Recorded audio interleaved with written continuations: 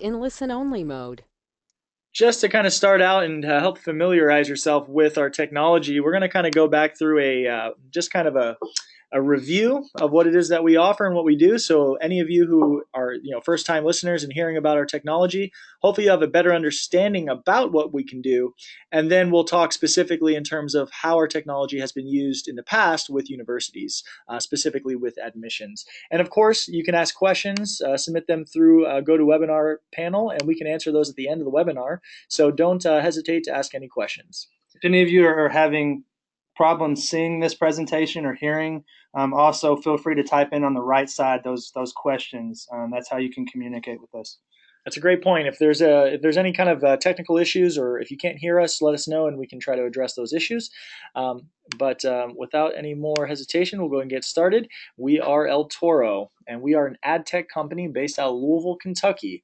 Our technology centers around being able to target the IP address of a physical home or building.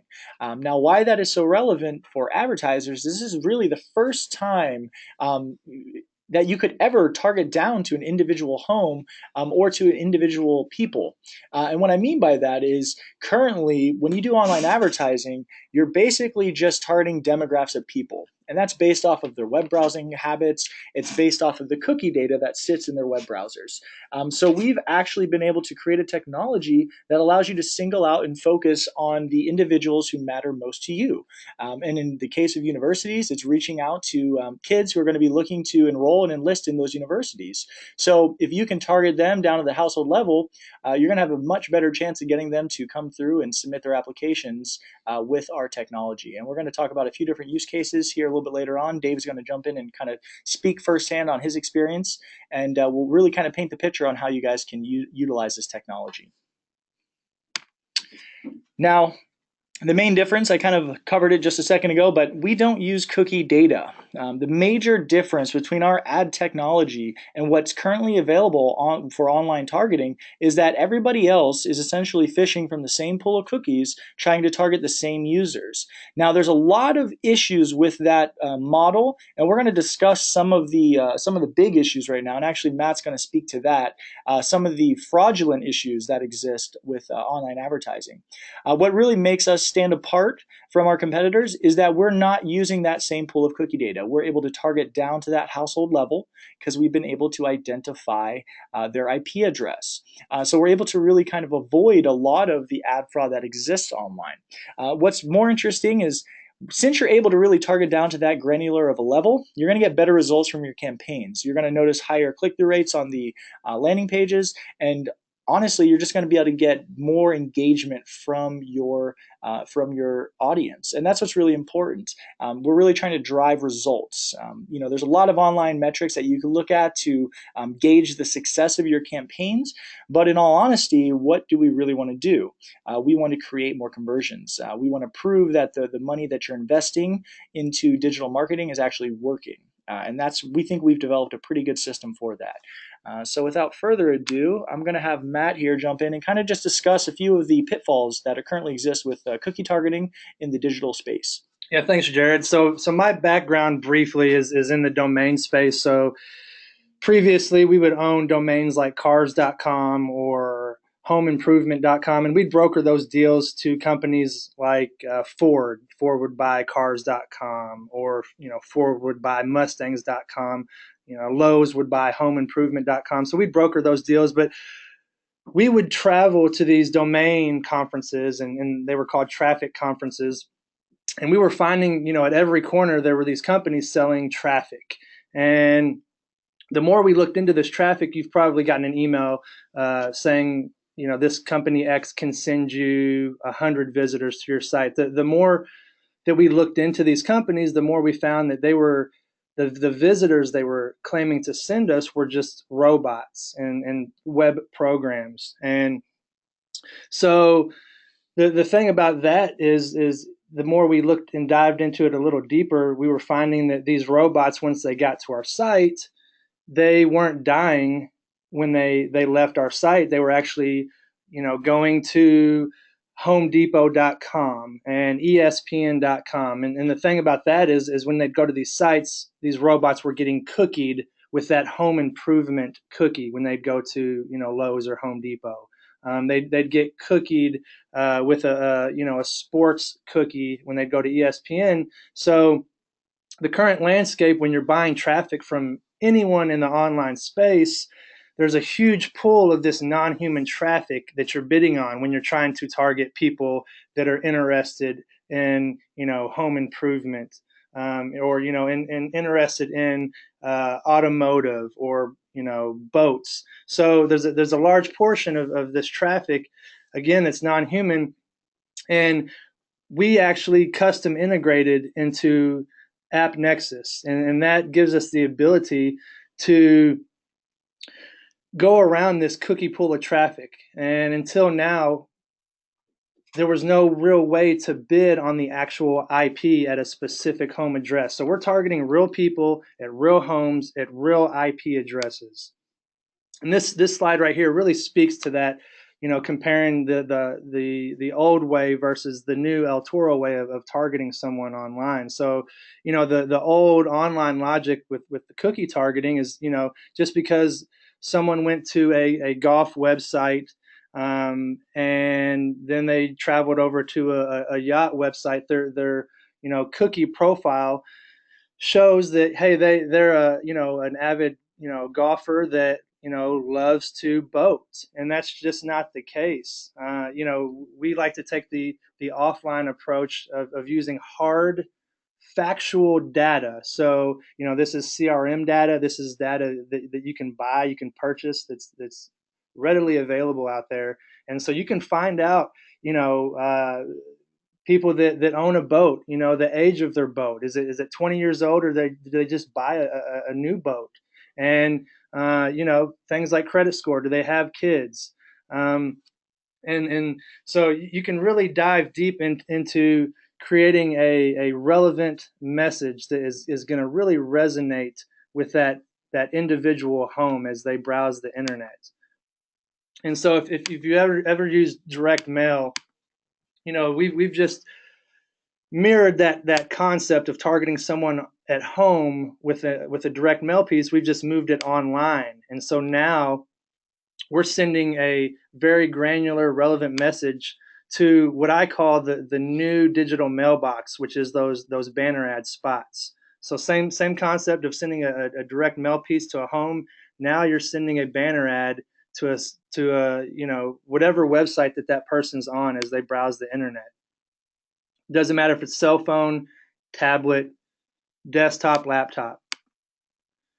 And again, we like to think of the banner ads as the new digital mailbox. And you now, with our technology, have the opportunity to put your message literally front and center wherever these people go. If they go to weather.com, we are actively bidding to put your ad in front of that person. And while, we love direct mail, we love email marketing, those messages aren't always seen 100%. And with this technology, it's very hard to get away from that messaging, and what we consider the new digital mailbox, being able to put your message. If they go to ESPN, boom, your message is at the top and the sides of ESPN. If they go over to CNN.com, same thing. We're putting your message at the front and the side of that website. That's a really good point. I kind of want to just emphasize what Matt was talking about. What we're really speaking to is digital ad space, right? It's having the ownership of being front and center to your viewers and to your the people who matter most to you, and that's a very powerful tool when you can really be kind of all around and all encompassing and in front of them. You're much more likely to get better results in terms of your conversions. So the technology we've created essentially really allows you to engage with the right individuals, and really earn that digital space in front of them to make sure that your message is being received. And it's just kind of, this really emphasizes how our strategy works. And this is just a flow chart that we've kind of developed to kind of let you guys understand a little bit better.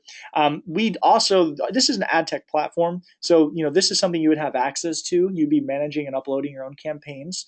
So this is not something that, is done by somebody else. You guys are hands-on. You control your data. You control your creatives and your messaging. You upload that all into our system. Included with that is your address list of who you'd like to serve those display ads to. We match those IP addresses back to the physical home addresses, and then we serve to those households once they've come online. So this is really just kind of showing you how the process works.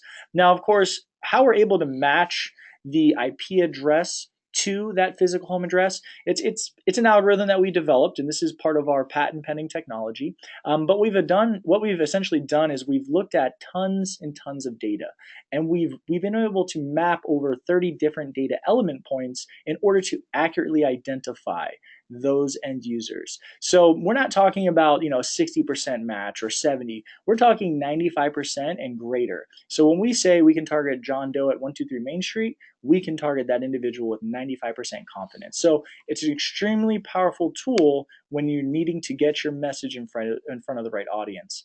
Now, earlier, we kind of talked a little bit about the online metrics, and of course, these matter. These are good indicators in terms of how successful your campaign is for the most part. However, we like to look past that. We like to do a process that we call a matchback analysis, and that allows us to really measure the effectiveness of your campaign. And we'll kind of get into that a little bit. And also David Jukes is going to jump on here in a little bit, and he's going to tell you some firsthand experiences with some of the universities that he's worked with and some different strategies that they've enlisted to help increase their admissions.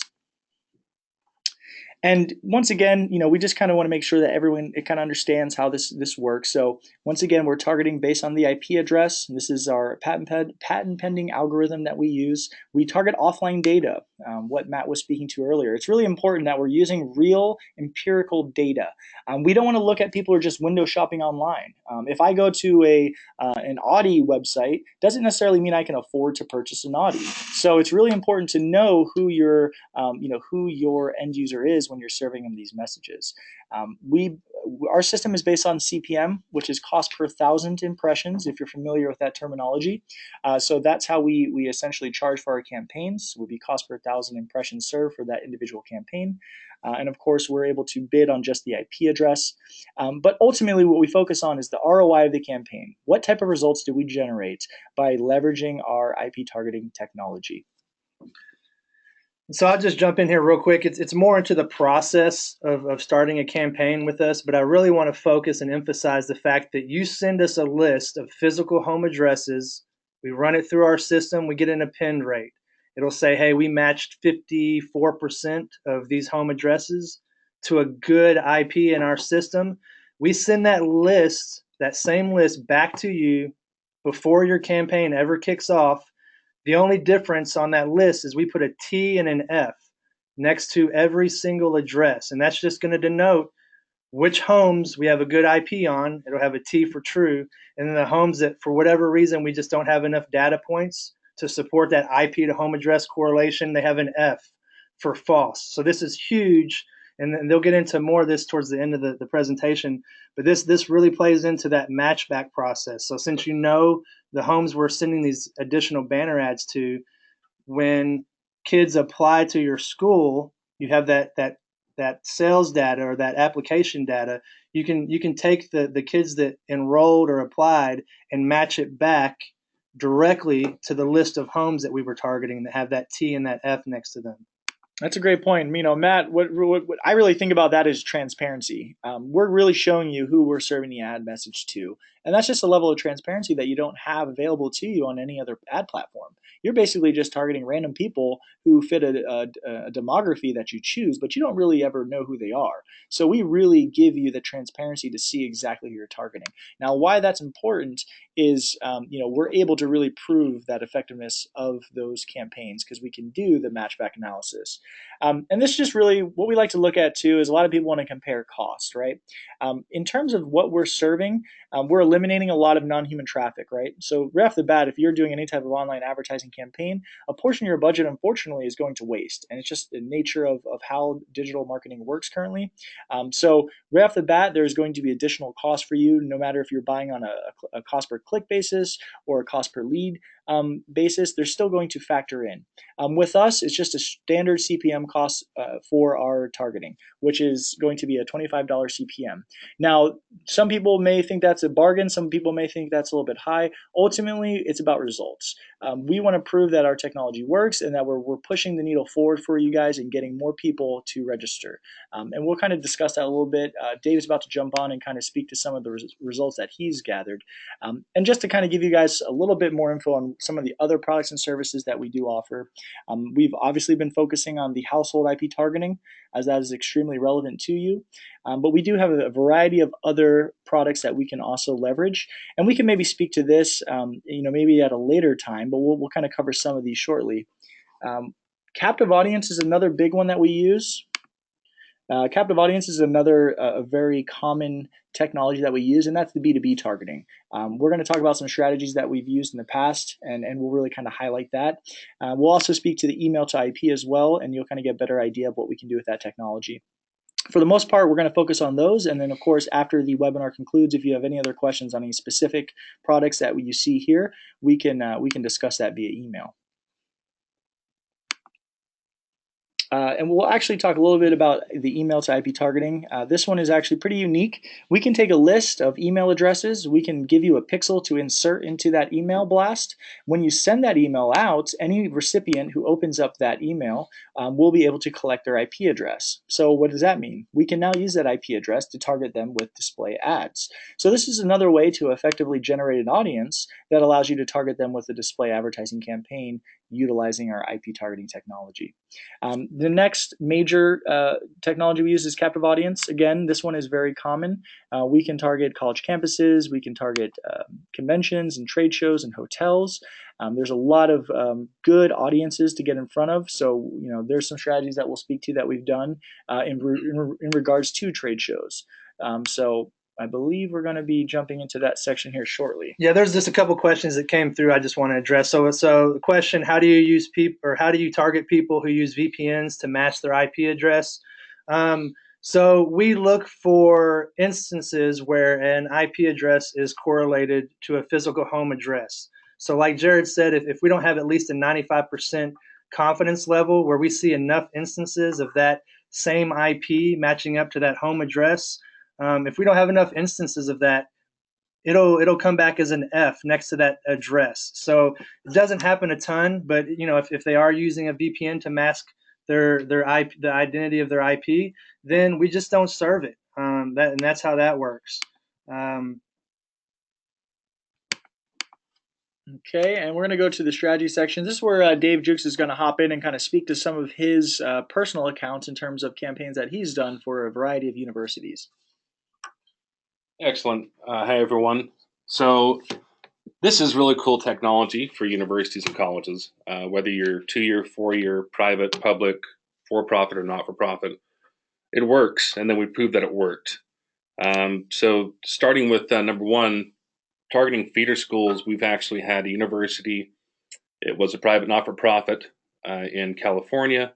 And again, we can't disclose the names of these institutions, but they wanted to target a feeder school within a 15-mile radius of their institution during a summer program, and it worked outstandingly. So much so that they called us and said, "Please, God, turn off this campaign. We're at capacity. We don't have any more seats, and we're getting too many inquiries for this program." So that's targeting a feeder school. I mean, you can target community colleges. You just let us know which schools you want us to serve to, and we serve to them on your behalf. Many of which have articulation agreements, so that's a strategy as well.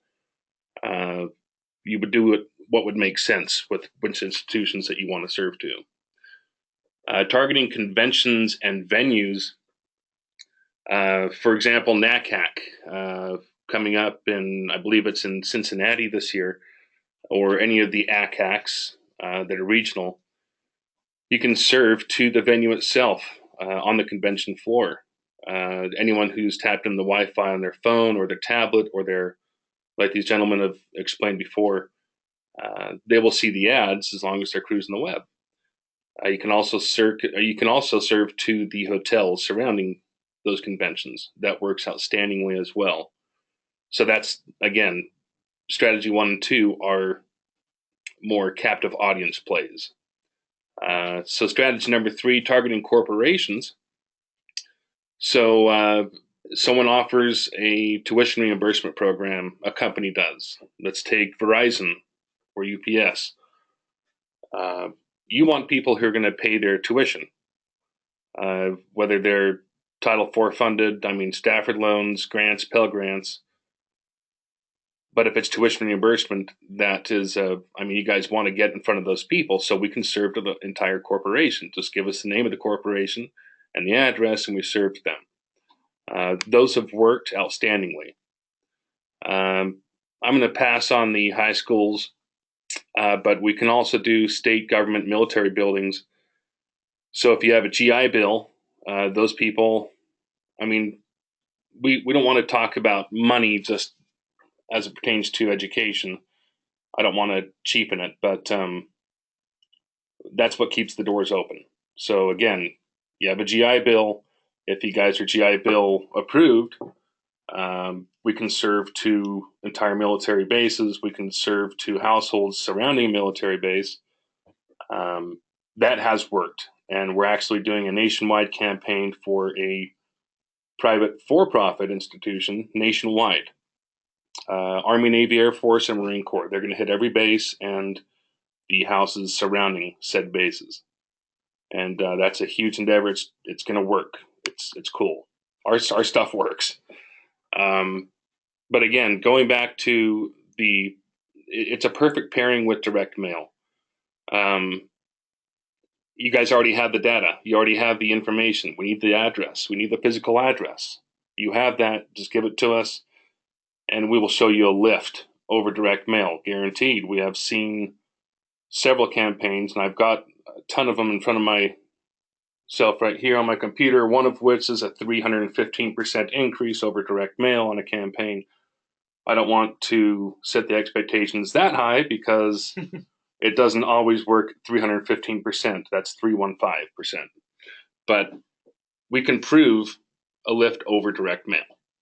And so I'll jump in here real quick and just kind of paint the picture. So what a lot of successful clients are doing, they're telling a story. If your client or you are doing direct mail, tell a story around that direct mail in-home date. So 7 days before that direct mail hits, you can send digital ads to the people in that home, warming them up to the idea of getting that direct mail piece. So a lot of ads will say, be on the lookout for a special offer in the mail. If strategy 4, if you have a segment of students that have applied but not 100% completed that application process, you can send ads to the house that say, finish your application, or don't lead us on. I've seen ads that say don't lead us on that have worked very, very well. Easy 1, 2, 3 steps to complete your application. So there's a huge segment from what I'm getting from a lot of our university clients. There's a huge segment of students that haven't completed their application. So same thing with ACT lists. A lot of universities, they offer scholarships based on that ACT score. So if you can give a kid a $20,000 grant based on any kid that scored over the 33 on their ACT. Why not send them ads that say that? So universities are getting very creative with our technology. Instead of sending, the traditional general ad that says we're enrolling now they can get very specific and granular with their messaging and send an ad to a particular family that says your son or daughter qualifies for a $20,000 grant. Click here to find out more.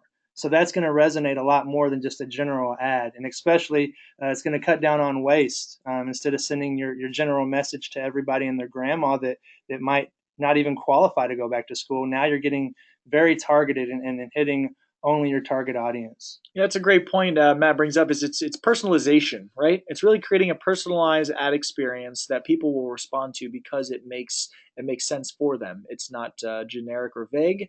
It applies to them directly.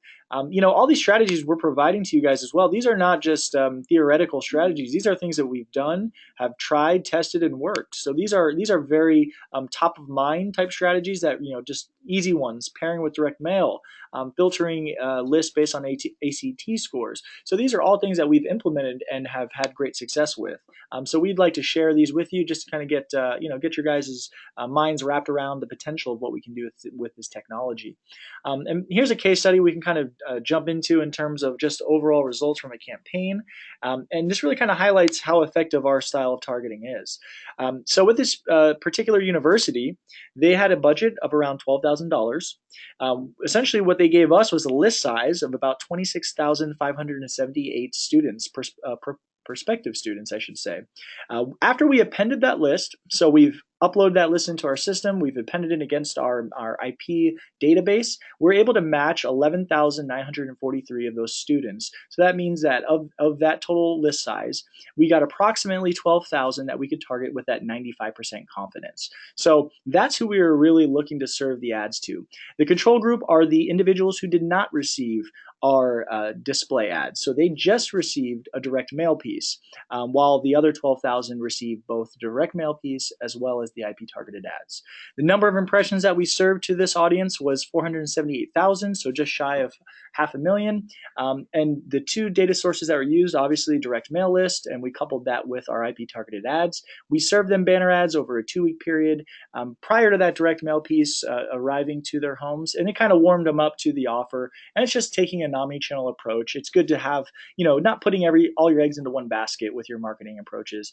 The overall results, well, this is what really matters, right? This is how we can prove what we've done and how it works. So total conversions were 145. So of that total audience size, 145 conversions. The appended list conversions, so those are individuals that we targeted and served our IP targeted ads to. So of that 145, 112 were directly matched back to the individuals that we were able to target. The control list conversions, only 33. So even though they had a larger list size, you can really see the amount of uplift we provided by adding those additional display ads and serving to that audience. Now, this is actually what a matchback looks like. We provide this as a service to our clients. We would actually be able to provide this to you. So post-campaign, we're able to measure the total audience that we're able to target.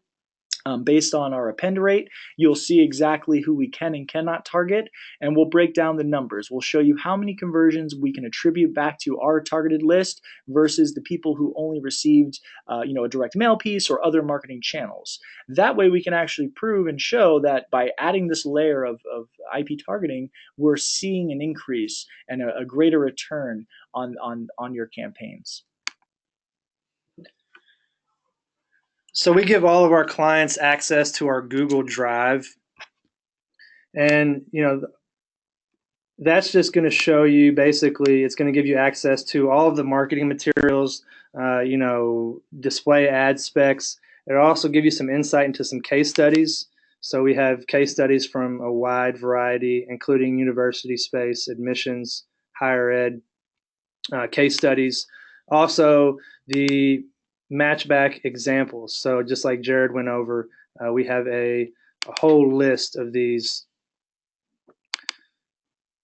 matchback analysis. So example here, again, here's the group we targeted, here's the control group that only got direct mail, and 8 conversions came out of the group that we targeted additionally with these IP banner ads.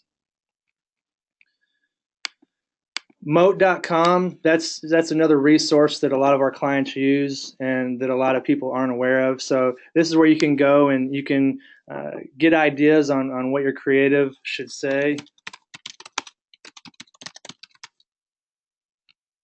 So you can type in different universities, you can type in different brands, and you can see the types of ads that they're running to get a better just a good brainstorming session. If you're wanting to do that with your team, it's a good resource to go and see what other companies, agencies, universities are doing. And lastly, spider.io.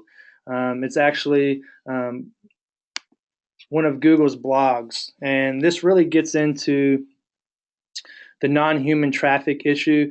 If you have just a few minutes or an hour on the weekend or during the week, I highly recommend going to this site. Again, spider.io. You're going to click on the blog link. And again, this is straight from Google. So it talks about, impersonating real website visitors and how, non-human traffic really works and how they, can take over a user, how companies and clients out there, they're selling fake traffic through the ad exchange. It dives very, very deep into the issue of non-human traffic. So again, highly, highly recommend checking them out. Again, if you have any other questions, we're wrapping up the webinar here. Again, we really appreciate everyone joining us here today. We do have a few questions here, and again, feel free to type any questions you have, and we'll try to get to all of them. We have quite a bit. Another question that came up speaks on ad blocking. So if a client or a house has an ad blocker on their computer, what happens there? So if it's an organization that has the ad blocker at the DSP or the exchange level, they're blocking that bid from going through. We won't be able to serve ads to that location. However, if it's on the browser or on the actual computer is where the ad blocker is, then we still are going to serve, and you'll be charged for those ads. Just that person won't see them, and that does not happen very often. Yeah, that's a small percentage. I mean, really, with ad blockers, you're talking about maybe 1% of the entire population, probably less. So it's not a huge concern, and even then, those types of people are probably not the ones that you're going to really get to convert anyways. So, really, it's a non-issue for the most part. And if they're getting, if they're if they have an ad blocker on their system, then they're blocking all ads, whether you're doing a campaign through Google or any ad campaign. It doesn't matter who you use, the ad's going to be blocked. So it's not an El Toro issue. It's it's an industry issue that affects everybody. So as far as mobile advertising, there's a question here. Let's see here. How do you address mobile only individuals? So we have a solution that's going to be rolling out here, I'd say within a few months. So we'll be able to target users based on their mobile phone. But again, if they're mobile only and they're inside of a house, we target any device connected to that IP or that Wi-Fi router. So if they are on their phone, we're targeting them. We can send ads to their mobile phone. The same thing with like conventions. If we're targeting a specific university admissions convention, or targeting a university where the majority of kids are on their phones. Yes, we're still targeting those cell phones, those mobile phones, and sending ads to that IP and ultimately to their cell phones as they browse the internet. Yeah, we can also serve to app inventory as well. That was another question. So any mobile devices connected to the home's Wi-Fi, we can serve on. We can serve on any apps that are available that have ad placements. So that's not an issue either. Another question. This is from Dave. Had an El Toro meeting this morning, and we are looking for the case studies and marketing material on your Google Drive. Can I get access? Of course. Dave, we'll send that out right after the webinar concludes. And so to piggyback on that, all of our clients get access to that. So whoever you were speaking with, whatever sales rep you were speaking with, the process, we send all of our clients an MSA. As soon as you send that back, you'll have access to our system. You'll have logins to our system. There'll be a training set up shortly after the MSA is sent back, and you'll also have access to the Google Drive. So once that MSA is completed, then you will have access to all that. And again, just reach out to who you're dealing with, and we'll get you taken care of. Yep, Dave, we can certainly send you over a copy of the presentation as well. That's not an issue. We can email it over to you. We have a question from Nick. What are the limitations in serving ads to corporate targets in industries like financial services, which have firewalls and high levels of security? Yes, that is a concern, Nick. There are going to be instances where there's going to be certain limitations within regards to firewalls, within certain corporations. Ultimately, if we're looking to target a building and they have a lot of firewalls up, we're going to see the traffic is non-existent. So we're just not going to be able to serve any impressions. So it would be one of those situations where we'd have to just try it and see if we can even get impressions through. If not, well, it doesn't matter because you're not getting billed for anything that's not being served. So has that happened in the past? Yes. Is it rare? Yes. So it's just something to think about. I wouldn't say that's a huge problem, but potentially it does exist. So pre-campaign on targeting buildings, and it's not really an issue with the university space. But in your question, Nick, we run a log against that IP address at that specific address. So if you're trying to target Coca-Cola or a financial company and they do have firewalls, we run a log against that IP pre-campaign. And you essentially, this is more the process, but you send us a list of physical addresses that you're wanting to target. So if you have 20 different financial institutions you're wanting to target, you send that list to us. We run a log against that list, and we'll show you the estimated daily serve that we can serve to those specific locations. So again, like Jared said, if the log is showing, hey, a bunch of zeros, then it is what it is. That's the estimated daily log on the amount of traffic we can serve to each location. Okay, let's see. Do you serve on any ads on any social networks? Currently, we can serve on app placements primarily with specifically with Facebook. They essentially mask the IP address at a certain level, so we're not serving on Facebook. Basically, on any ad inventory, so 91% of all third-party ad inventory, we can have access to. Facebook is kind of a walled garden, and honestly, it's kind of a separate approach. You're talking about a social approach versus a display approach in terms of outside of that social realm. So you would honestly be wanting to do both in that scenario. I wouldn't limit to just one or the other.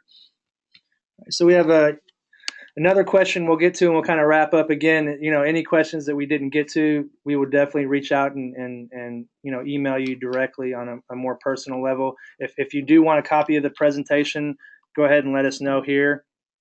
Have another question. Where do the ads show up? So good question. Whatever website that person is on at that specific address, whether it's home address or on campus, whatever website that person is on, we are actively bidding on that available inventory. So if they're on ESPN.com, while that page is loading, there's a huge auction taking place on the back end, and we are again actively bidding to put your ad in front of that person on that website. So at the top or the side of the screen, it doesn't matter what site they're on. Again, weather.com, CNN.com, we have access to put your ad on whatever site they're visiting. All right, any other questions before we wrap this up?